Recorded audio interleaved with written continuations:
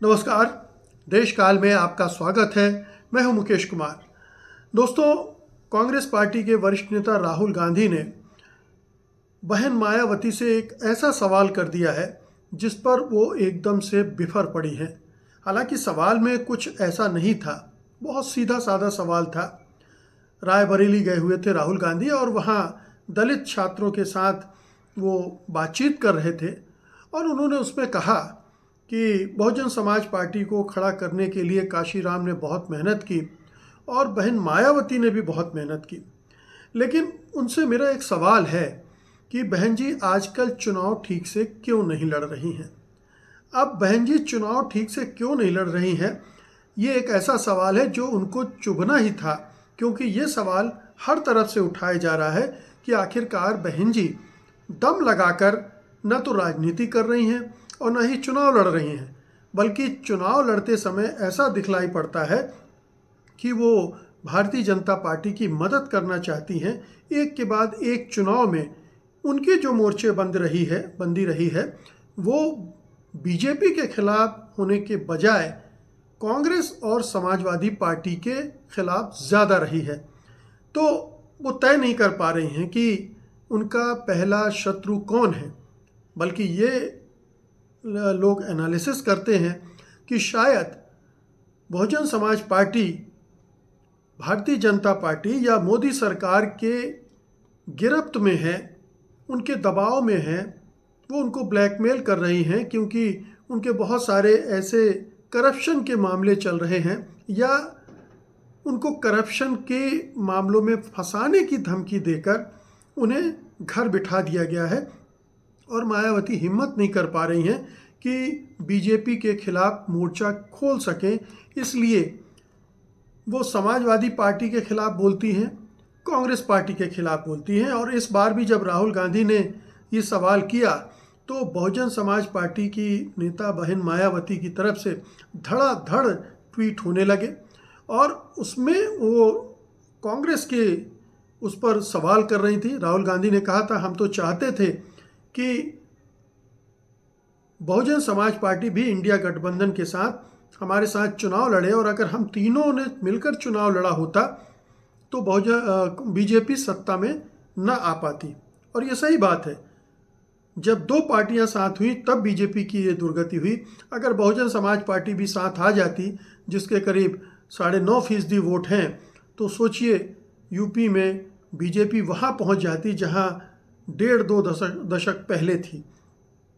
तो लेकिन ये चूँकि बहुत चुभने वाली एक बात थी, सीधी सादी थी लेकिन चुभने वाली थी, क्योंकि बहन मायावती उस तरह से चुनाव लड़ती दिख नहीं रही हैं। तो उन्होंने पलटवार किया राहुल गांधी पर और कहा कि कांग्रेस के सर्वे सर्वा गांधी को किसी भी मामले में दूसरों पर व खासकर बीएसपी की प्रमुख पर उंगली उठाने से पहले अपने गिरेबान में जरूर झांक लेना चाहिए। झांक लेते तो बेहतर होता। उन्होंने ये भी कहा कि कांग्रेस ने दिल्ली विधानसभा चुनाव में इस बार बीजेपी की बी टीम बनकर चुनाव लड़ा और ये आम चर्चा है कि जिसके कारण यहाँ बीजेपी सत्ता में आ गई, वरना इस चुनाव में कांग्रेस का इतना बुरा हाल ना होता कि वो पार्टी अपने ज़्यादातर उम्मीदवारों की जमानत भी न बचा पाती। तो ये बहन मायावती ने अपने से मामला हटाकर दिल्ली चुनाव पे ला दिया और कांग्रेस पार्टी को और राहुल गांधी को निशाना बनाने की कोशिश की। उन्होंने ये भी कहा कि दूसरे राज्यों में कांग्रेस पार्टी बीएसपी को नुकसान पहुंचाती है, बीएसपी के एमएलए के दल बदल करवा लेती है और उनको कमज़ोर करने की तमाम तरकीबें करती है। वो इस बात में मानना पड़ेगा कि मायावती सही कह रही हैं क्योंकि हमने देखा है कि राजस्थान में किस तरह से अशोक गहलोत ने बीएसपी को तोड़ा था और उनके कई विधायकों को अपने साथ जोड़ा था और अपनी सरकार बचाई थी। वहाँ तक तो ठीक है, लेकिन जहाँ तक उत्तर प्रदेश का सवाल है वहाँ बहन मायावती की बातें ठीक नहीं हैं, क्योंकि वो चुनाव नहीं लड़ रही हैं। ये आम धारणा है, वो बीजेपी के दबाव में हैं, ये भी आम धारणा है। शायद यही वजह है कि वो घटते घटते एक समय मायावती का वोट परसेंटेज 20 से 22% तक उत्तर प्रदेश में होता था, जो गिरते गिरते अब तकरीबन 9.5% पर हो गया है। पहली बार वो 10% के नीचे उनका वोट बैंक आया और लोकसभा चुनाव में आपने देखा कि उनको एक भी सीट जीतने को नहीं मिली, जबकि कांग्रेस पार्टी और अखिलेश यादव की समाजवादी पार्टी ने मिलकर गठबंधन किया और 37 सीटें तो सपा ने जीत ली और 5 सीटें कांग्रेस जीत ले गई। यानी एक तरह से बीजेपी को ज़बरदस्त झटका भी दिया और इस चुनाव में बीएसपी को एक भी सीट नहीं मिलने पाई। तो ये एक बड़ी घटना थी उत्तर प्रदेश के चुनाव के लिहाज से। दरअसल अब इसको इस तरह से देखना चाहिए कि उत्तर प्रदेश में दलित वोटों की एक लड़ाई शुरू हो गई है। शुरू पहले हो गई थी, लेकिन लोकसभा चुनाव में जो नतीजे आए उन्होंने उसको और मुखर कर दिया है। 3 कोनी की लड़ाई आप देख सकते हैं। एक इंडिया गठबंधन जिसमें अखिलेश यादव समाजवादी पार्टी हैं, एक तरफ बहन मायावती हैं और तीसरी तरफ चंद्रशेखर आज़ाद हैं, जो कि अपने आप को एक दलित नेता के रूप में खड़े कर रहे हैं। और चूंकि नगीना सीट पर वो अच्छे खासे अंतर से जीते थे, करीब 51% वोट उनको मिले थे, तो उनके हौसले बुलंद हैं और वो कह रहे हैं कि उत्तर प्रदेश में अब वो सारी सीटों पर अपने उम्मीदवार खड़े करेंगे। तो दलित वोटों पर दावेदारी चंद्रशेखर आज़ाद भी कर रहे हैं। और आप ध्यान दीजिए, जो पीडीए का फार्मूला लेकर अखिलेश यादव आए थे, वो भी उसमें जो पीडीए है उसमें डी जो है वो दलित के लिए था, वो दलितों को भी जोड़ना चाहते थे और पीडीए का फार्मूला इसी को लेकर आए थे। लेकिन ये भी उत्तर प्रदेश की सच्चाई है कि समाजवादी पार्टी के प्रति दलितों का रुझान कभी नहीं रहा और दलितों के वोट या तो कांग्रेस को मिलते रहे या बीजेपी को मिलते रहे या फिर मिलते रहे बहन मायावती को।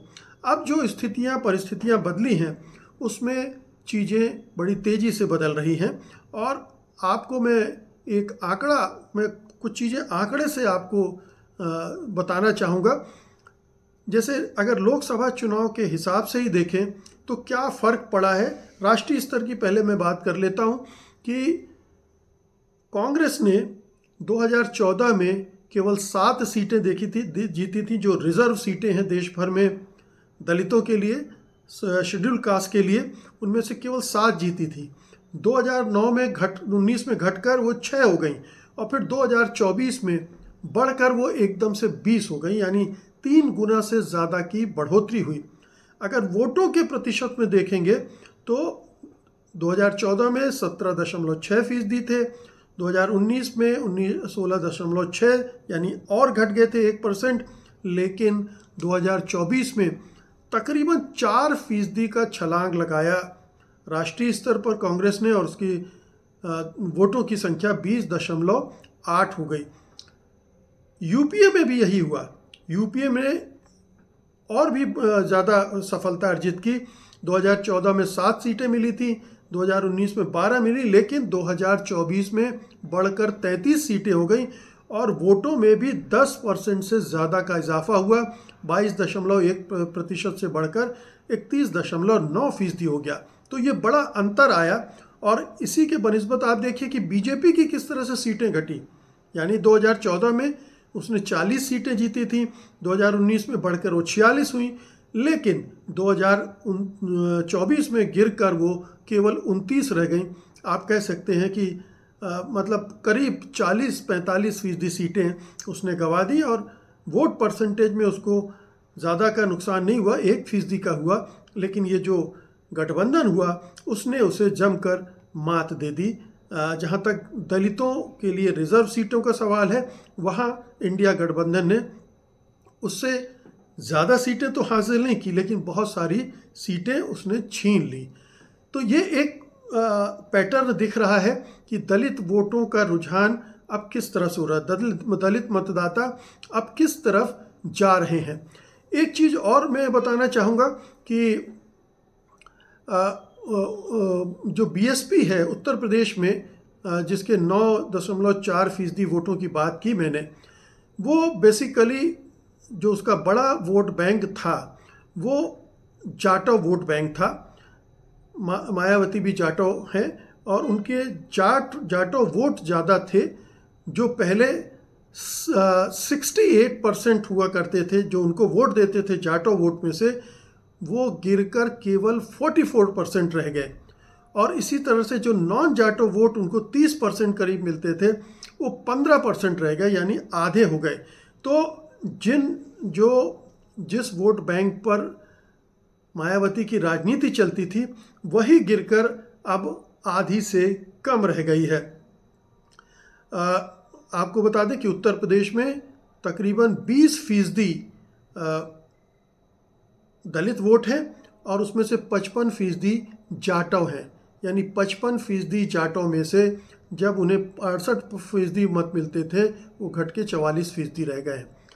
अब जरा इंडिया गठबंधन की तरफ ध्यान दीजिए कि जहां पर उसने नॉन जाटो जो दलित हैं उनमें 56% वोट हासिल कर लिए।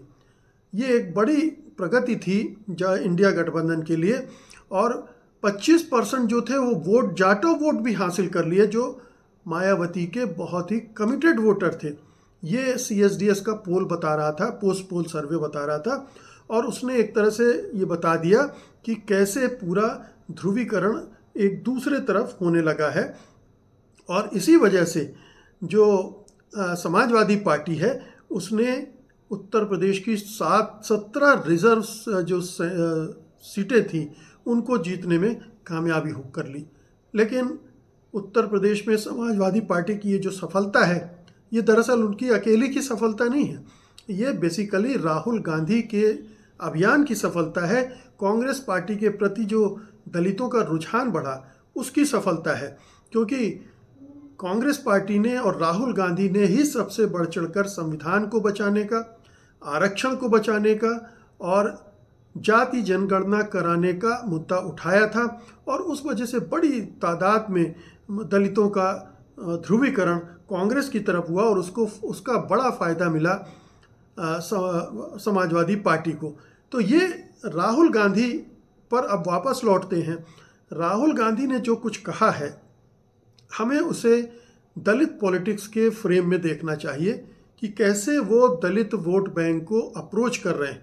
अभी आपको याद होगा कि कुछ ही समय पहले दलित इंटेलेक्चुअल से बात करते समय उन्होंने ये स्वीकार किया था कि कांग्रेस ने अपना जो जनाधार था वो गलती से खो दिया था, यानी दलितों, अल्पसंख्यकों, पिछड़ों से वो दूर हो गई थी और इसी वजह से बीजेपी सत्ता में आ सकी। ये बड़ी स्वीकारोक्ति थी राहुल गांधी की और इसकी राष्ट्रीय स्तर पर चर्चा भी हुई थी।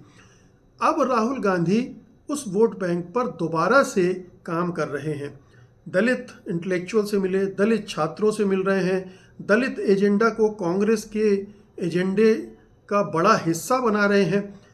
अब ये जो राहुल गांधी कर रहे हैं, ये बीएसपी के लिए बहुत बड़ा खतरा है, बहन मायावती के लिए बहुत बड़ा खतरा बनता जा रहा है। और वो देख रही हैं कि जितना कांग्रेस आगे बढ़ेगी उतना ही बीएसपी खत्म होगी। ये वो भी समझ रही हैं कि अगर 2027 में जो उत्तर प्रदेश के विधानसभा चुनाव होने हैं, उसमें पहले की तरह अगर अखिलेश यादव और कांग्रेस पार्टी का गठबंधन बनता है और वो इस एजेंडे के साथ इस चुनाव में उतरते हैं, तो बीएसपी की हालत और भी ख़राब हो जाएगी, उसका पूरी तरह से सफाया हो सकता है।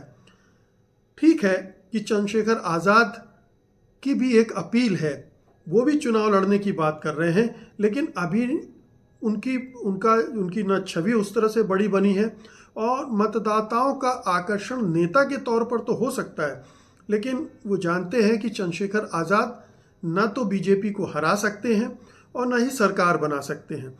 तो उनकी पहली प्रायोरिटी ऐसा गठबंधन होगा जो उनके एजेंडे को भी परस्यू करे और सरकार बनने पर उनको संरक्षण दे, उनके विकास के लिए काम करे। और उसमें राहुल गांधी और अखिलेश यादव की जो जोड़ी है वो उन्हें ज़्यादा संगठित और ज़्यादा मजबूत दिखती है सत्ता के दावेदार के तौर पर। राहुल गांधी की ये जो पहलकदमी है रायबरेली की, या पहले जो इंटेलेक्चुअल से मुलाकात की थी, ये उत्तर प्रदेश में अपनी खोई ज़मीन को हासिल करने की एक कोशिश है। हो सकता है कि उनकी इस कोशिश से अखिलेश यादव के भी कान खड़े हो रहे हों, वो भी परेशान हो रहे हों कि अगर कांग्रेस ने रिवाइव किया उत्तर प्रदेश में तो चोट तो उन पर भी पड़ेगी। लेकिन वो ये भी जानते हैं कि कांग्रेस के बिना वो सत्ता में नहीं आ सकते हैं। उन्हें दलितों का और अति पिछड़ों का साथ चाहिए और अल्पसंख्यकों का भी, क्योंकि अल्पसंख्यक भी समाजवादी पार्टी से ज़्यादा विश्वास कांग्रेस पार्टी पर करते हैं। उन्हें लगता है कि कांग्रेस पार्टी ज़्यादा विश्वसनीय है उनकी बात को आगे बढ़ाने के मामले में। तो अगर अखिलेश यादव और राहुल गांधी की जोड़ी बनी रहती है तो उत्तर प्रदेश में योगी आदित्यनाथ का चुनाव जीतना बहुत कठिन हो जाएगा, बहुत मुश्किल हो जाएगा और लोकसभा चुनाव रिपीट भी हो सकता है, क्योंकि थर्ड टर्म की एंटी इनकम्बेंसी भी ज़बरदस्त होगी। उत्तर प्रदेश में कोई विकास तो हुआ नहीं है। योगी आदित्यनाथ केवल कुंभ, धर्म, बुलडोज़र, लव जिहाद और उसी तरह की नफरत बटेंगे कटेंगे की राजनीति के अलावा कुछ नहीं कर पा रहे हैं, कुछ नहीं किया है। बेरोजगारी चरम पर है, तमाम तरह की आर्थिक समस्याएं हैं, विकास हुआ नहीं है, तो उनके खिलाफ ज़बरदस्त एंटी इनकम्बेंसी बनी रही है। उसमें अगर वोटों का बंटवारा नहीं होता है और दलितों का जिस तरह से इस चुनाव में, लोकसभा चुनाव में फ़ायदा मिला है इंडिया गठबंधन को, अगर वो रिपीट कर पाए तो फिर बीजेपी के लिए कोई जगह नहीं बचेगी। तो ये जो पूरा मामला बन रहा है वो ये है कि दलित वोटों का क्या होगा, वो किसके पास जाएंगे, कौन है ऐसा विश्वसनीय दल या नेता जो उनको आकर्षित कर सके, जो उनको विश्वास दिला सके कि वो उनके लिए काम करने जा रहा है, उनको सत्ता में भागीदारी देगा, उनके आरक्षण की रक्षा करेगा, उनके संविधान की रक्षा करेगा, उनको अगड़ी जातियों से संरक्षण प्रदान करेगा। ये तमाम जो चिंताएं हैं दलित मतदाता की, उसको कौन एड्रेस कर रहा है। इस लिहाज से साफ दिख रहा है कि राहुल गांधी इस मामले में लीड ले रहे हैं और चूंकि बहन मायावती और बहुजन समाज पार्टी के पास कोई नया एजेंडा नहीं है, नया कार्यक्रम नहीं है और मायावती खुद सड़कों पर उतर नहीं रही हैं, उनकी पार्टी सड़कों पर नहीं उतरती है। कोई भी दलितों पर अत्याचार होते हैं, जुल्म होते हैं, वो केवल ज़्यादा हुआ तो एक ट्वीट कर देंगी। लेकिन जिस तरह से प्रियंका और राहुल गांधी दलितों के मसले पर उत्तर प्रदेश में बहुत सारे शहरों में गए, उन्होंने आवाज़ उठाई, चाहे हाथरस हो चाहे कोई दूसरी जगह हो, उससे उनकी एक विश्वसनीयता बढ़ी है। कांग्रेस का उत्तर प्रदेश में जनाधार बहुत कमज़ोर है, उसका संगठन नहीं है, ये तमाम बातें हैं। लेकिन अगर हवा उस तरह से बनती है जैसे लोकसभा चुनाव में बनी थी तो संगठन फिर उतना मानी नहीं रह जाता है जितना एक हवा और जितनी विश्वसनीयता और मतदाताओं का रुझान रहता है, फिर वो उसी तरह से वोट करते हैं। और चूँकि कांग्रेस पुरानी पार्टी है इसलिए उसको एक बार इस तरह का एक हवा का सहारा मिल जाएगा तो वो उठकर खड़ी भी हो सकती है और निश्चित रूप से लोकसभा चुनाव ने उसके हौसले को बुलंद किया है। तो ये पूरी राहुल बनाम मायावती की जो नोक झोंक है, जो टकराव है, जो आरोप प्रत्यारोप है, उसको आप इस तरह से देखें कि उत्तर प्रदेश के चुनाव में दलित मतदाताओं को लुभाने की जो कोशिशें हो रही हैं उसमें कौन आगे बाजी मारता है। राहुल गांधी बाजी मारेंगे या बहन मायावती मारेंगी। आज की तारीख में चूंकि भले ही बहन मायावती कांग्रेस को बीजेपी की बी टीम कहें, लेकिन कोई आम आदमी इसको स्वीकार करने के लिए तैयार नहीं होगा। दिल्ली में हारना एक अलग बात है, लेकिन बीजेपी को जिताने के लिए कांग्रेस पार्टी ने उम्मीदवार खड़े किए थे, इसको कोई स्वीकार नहीं करेगा। अगर बीजेपी से कोई पार्टी लड़ रही है तो वो कांग्रेस ही दमखम के साथ लड़ रही है और कोई नेता अगर खुलकर आक्रामक ढंग से उसका मुकाबला कर रहा है तो राहुल गांधी है। तो इस मामले में बीएसपी की सुप्रीमो बहन मायावती की क्रेडिबिलिटी रसातल पे जा चुकी है, जबकि राहुल गांधी की काफ़ी ऊंची जा चुकी है। तो मायावती के हमलों का असर राहुल गांधी पर नहीं पड़ेगा, लेकिन उनका एक वो जो छोटा सा सवाल है वो मतदाताओं के बीच में ज़रूर जाएगा और वो उस पर सोचेंगे कि आखिरकार बहन मायावती ठीक से चुनाव क्यों नहीं लड़ रही। बहुत बहुत शुक्रिया आपका, धन्यवाद, नमस्कार।